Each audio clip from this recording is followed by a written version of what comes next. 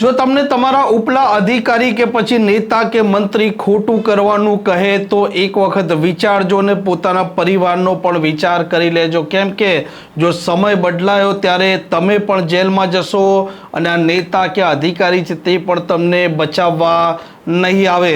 મૃદુ અને મક્કમ કહેવાતા મુખ્યમંત્રી ભૂપેન્દ્ર પટેલની સરકારના મંત્રી બચુ ખાબડ છે, તેમના બંને પુત્ર છે, તેમના પર દાહોદમાં ગુનો દાખલ થયો છે અને બળવંત ખાબડની ધરપકડ થઈ છે અને તેમના સાથે આરોપી બન્યા છે તત્કાલીન ટીડીઓ દર્શન પટેલ પણ। શું છે મામલો તે મુદ્દે વાત કરવી છે।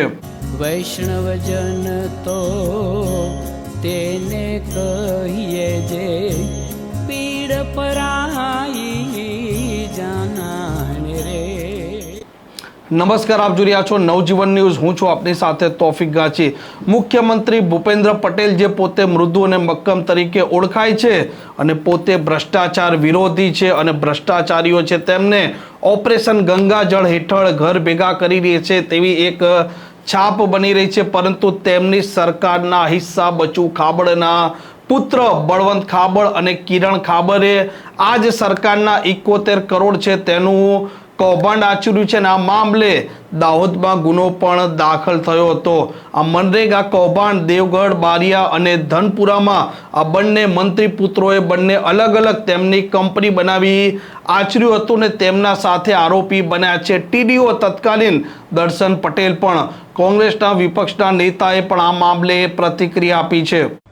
ભારતીય જનતા પાર્ટીના 30 વર્ષના શાસનમાં ભ્રષ્ટાચાર એ શિષ્ટાચાર બની ગયો છે અને જ્યારે ભાજપ સરકારમાં જે વહીવટકર્તાઓ છે, જેના હાથમાં સત્તા છે, જેણે ભ્રષ્ટાચાર રોકવાના શપથ લીધા છે, પારદર્શક વહીવટ કરવાની જવાબદારી છે, જ્યારે એ જ લોકો અને એમના મળતિયાઓ સીધા ભ્રષ્ટાચારમાં પકડાય ત્યારે એનો સ્પષ્ટ મતલબ છે કે આજે ગુજરાતમાં વાડ જ ચીબડા ગળે, કોટવાલ જ ચોર છે એવી સ્થિતિનું નિર્માણ છે।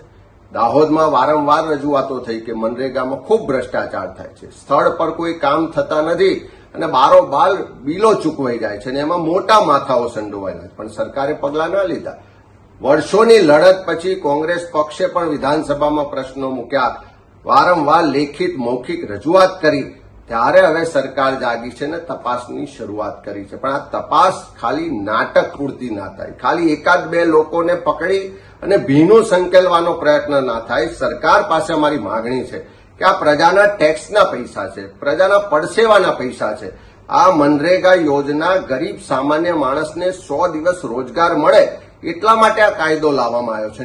એવા કાયદા હેઠળની યોજનાઓમાં ભ્રષ્ટાચાર થાય એ ક્યારેય ચલાવી ના લેવાય। સરકારે પ્રમાણિક નિષ્ઠાવાન અધિકારીઓની એસઆઈટી બનાવવી જોઈએ। દાહોદમાં જો તટસ્થ રીતે તપાસ થશે તો હજુ પણ મોટા માથાઓ આમાં પકડાશે અને 100 કરોડ નહીં 200 કરોડ કરતા વધારેનો ભ્રષ્ટાચાર બહાર આવવાનો છે। ત્યારે સરકાર પાસે માંગણી કરીએ છીએ કે ઓપરેશન ગંગાજળની વાત મુખ્યમંત્રી શ્રી કરે, પણ શરૂઆત પોતાના મંત્રીમંડળથી તો કરો। આજે એમના જ પરિવારના સભ્યો આ ભ્રષ્ટાચારમાં સંડોવાયેલાનું બહાર આવ્યું છે તો તટસ્થ તપાસ કેવી રીતે થશે? તટસ્થ તપાસ કરાવવા માટે પ્રમાણિક અધિકારીઓને મોકલવા પડશે અને સરકારે પણ પોતાની પ્રમાણિકતા આમાં દર્શાવવી પડશે અને ઓપરેશન ગંગાજળની શરૂઆત પોતાના મંત્રીમંડળથી સરકાર કરે એવું આજે ગુજરાતના લોકો ઈચ્છી રહ્યા। આમ 2 મહિના અગાઉ કોંગ્રેસના વિપક્ષના નેતા અમિત ચાવડાએ મુખ્યમંત્રી ભૂપેન્દ્ર પટેલને પત્ર પણ લખ્યો હતો અને મંત્રી પુત્ર અને તેમના પરિવારજનોએ કરોડો રૂપિયાનો કૌભાંડ આચર્યું હતું અને તેની યોગ્ય તપાસ પણ રાજ્ય લેવલે થવી જોઈએ તેવી પણ તેમણે માંગણી કરી હતી।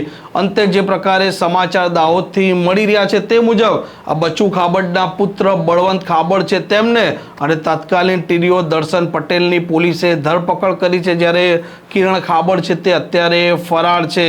આ મુદ્દો ધ્યાન રાખવો જોઈએ અને સરકારમાં કોઈ મંત્રી કે કોઈ ઉપલા અધિકારી જો તમને કંઈ ખોટું કરવાનું કહે તો એકવાર વિચારજો, અન્યથા આ ટીડીઓ દર્શન પટેલના જેમ તમે પણ આરોપી બની જશો। આ પ્રકારના સમાચાર, આ પ્રકારના અહેવાલ માટે નવજીવન ન્યૂઝ ચેનલ જોવાનું ને સબસ્ક્રાઇબ કરવાનું ભૂલતા નહીં। નમસ્કાર।